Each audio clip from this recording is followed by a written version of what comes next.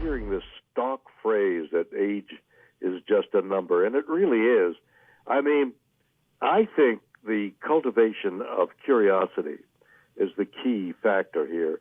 And just wondering, how does that work? What does that do? It doesn't require very much to get out and talk and look and see and feel something new all the time. That keeps you alive and keeps you wondering.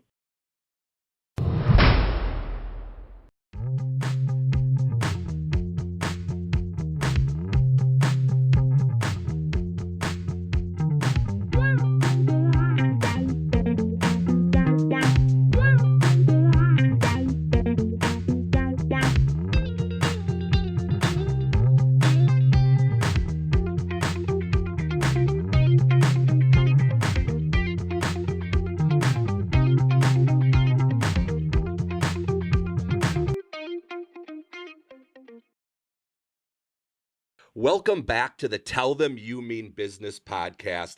I am so excited today for our guest, Mr. William Shatner, the actor, author, director, musician, and producer for over 7 decades. As our guest, Mr. Shatner, welcome. Thank you, God. That over 7 decades is a real, like, oh my gosh, that's right. It's amazing, isn't it? Over 7 decades. I mean, hard to believe. Almost as long as your firm and I have been connected.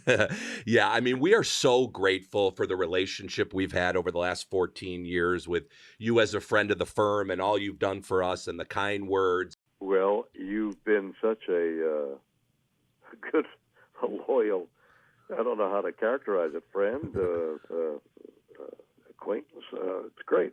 And we were so grateful to hear you on B93.3 radio talking up the firm. Let's take a listen. Well, I just saw your commercial on the TV here in the studio for Hupy and Abraham. Do you remember doing that commercial? It airs all the time here in Milwaukee. I do. It's a great law office. You actually met the owner in an elevator, and he asked you to do the commercial, and you said yes, and it was as simple as that. Well, yeah. Basically, that was it. There was some stuff before and after, but rather than pulling that commercial, I think the company is that good that I've just left it there, and because it's a great law firm, and indeed, if I had a problem in that area, that's the first people I would go to. There we go.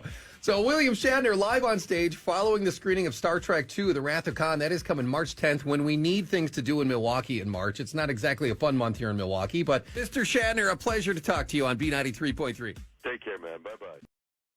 So you're coming back to Milwaukee. I'm so excited. You're coming to the Paps. I know. On March 10th. Will you tell the listeners what you're going to be doing here? It's going to be awesome. Well, everything you do is awesome. Here's what's going to happen. I'm coming to the Paps Theater, and we're going to bring the film The Wrath of Khan, or The Wrath of Khan, The Wrath of Khan, or The Wrath of Khan. By the way, it's the same film.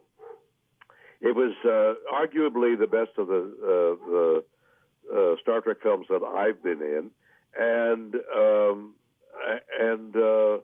we'll play that. The film's been burnished, so the color is better, and the figures are better, and sound is better, and everything about the film has been upgraded, and it'll be shown on the big screen, of course.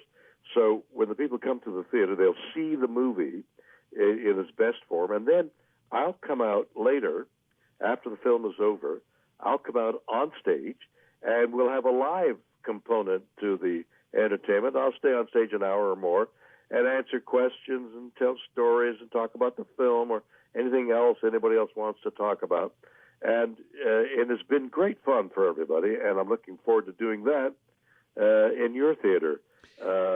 Well, for those people that have not had the benefit of seeing you live, I can tell you, having seen you live in your one-man show, it is fabulous. So we encourage everybody to go out and buy tickets early and come see this performance because we know it's going to be great.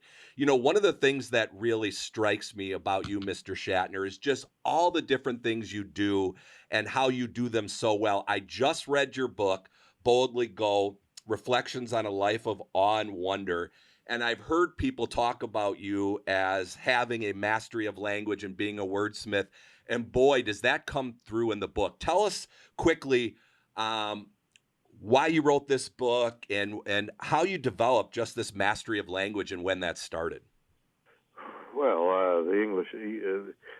One of my kids, or maybe it was one of my grandkids, said, "Why do you use so many words?" And I said, "Because words are like painting. A great painter, will use all kinds of subtlety. It's gray, and then it's black, and it's black gray, and it's blue gray, and all the tones of subtlety in music and art and dancing. All the creative arts have subtlety of expression, and so the wordsmith, the people who write for a living, need to have at their side, in their I'm trying to come up with the right word, in their compendium of the language, all the subtleties. You know, the Eskimos have 13. The Inuit people who live in Alaska and in Canada have 13 words for the condition of snow. We have snow. It's wet snow, it's dry snow, but they have 13 words, and so the English language is equally subtle, and I love that subtlety. So you can shade the feeling that you're wishing to express, and bring that to the person who is listening to you. Bring that to their consciousness. And one of the quotes, actually early in the book, that I found so compelling is where you said the desire for knowledge keeps me vital at 91. And it really shows with the stories you talk about in the book and this desire to keep doing these things, to keep going and being excited, you know, and exactly. You know, you keep hearing this stock phrase that age is just a number, and it really is. I mean, I think the cultivation of curiosity is the key factor here. And just wondering, how does that work? What does that do? Should you go out to dinner with a friend, or stay home and watch, and not go out and to watch television? Go. It doesn't require very much to get out and talk and look and see and feel something new all the time. That keeps you alive and keeps you wondering. I did a performance at Kennedy Center a while ago, and we're making a documentary of it, and an album, and a musical video. One of the songs that I helped write is called "So Fragile, So Blue." We're making a music video of it, and in my fantasy, it's a rallying cry for helping save the earth, the way that song "We Are the World" sure was a rallying cry. That's my fantasy for "So Fragile, So Blue." So the continuous effort to produce something, whether it's a conversation with you or whether it's a book, anything to that has a result, it brings you. Did you have any trepidation at all when you were asked to go up in space? I mean, when I saw that you were going, I was so excited. And I'm just wondering, if someone said to me, Jason, you have this opportunity to go in space, I'm just wondering whether I would have the courage. So how was it when you were asked? That's exactly right. So, and following my own advice, I said no. I said no, I'm not going to. Because Jeff Bezos went up with his brother and he wasn't. It wasn't for the first. So when they invited me for the second, I'm not going to go up second. And then I thought, wait a minute. This took place like between sleep and wakefulness. Wait a minute. It's a thrill to go up. Why am I avoiding that thrill? So I thought, it would be an innocuous trip up there, and I would just go up and have the thrill of it and come back down and say, yeah, I went. I had no idea that it would trend worldwide, and it became such a thing. And then became this campaign. I've always been an ecologist, but going up there sharpened it. I felt this great sadness. I didn't know why. What are you sad about? I was weeping. Why am I crying? And I realized it was in grief for the world. And I was so aware of the extinction of so many species. I was overwhelmed by emotion. I had no idea that was going to happen. And apparently it was filmed, and it was a truthful thing, and that resonated with people watching it, and it became an element. Yeah, it was so interesting in the way you described it, like a funeral. I thought that was so interesting. You would, from an outsider's perspective, I would have never envisioned that would be the reaction. And when you talk about, the overview effect that you find out other people did. Yeah, it was an unexpected reaction, totally. And I think it caught me off guard, and apparently caught a lot of people off guard who saw the documentary that we were making. Well, the last thing I want to ask you about before we let you go, and I'm just so grateful for your time, is I heard a story, and I don't know if this is true. I'm sure it probably is. But you have been so dedicated to your craft over the years. And I had heard that you were in New York City doing your one-man show, and I believe you then had the next show in Chicago, and the weather was so bad that the flights were canceled that you actually rented a car to drive yourself from New York to Chicago to make sure you made it to the show. That's a true story. It was actually, the show was on Long Island. I've forgotten the name of the city, but way into Long Island, further east than New York City. And the city I had to get to was Gary, I think, which is right near Chicago.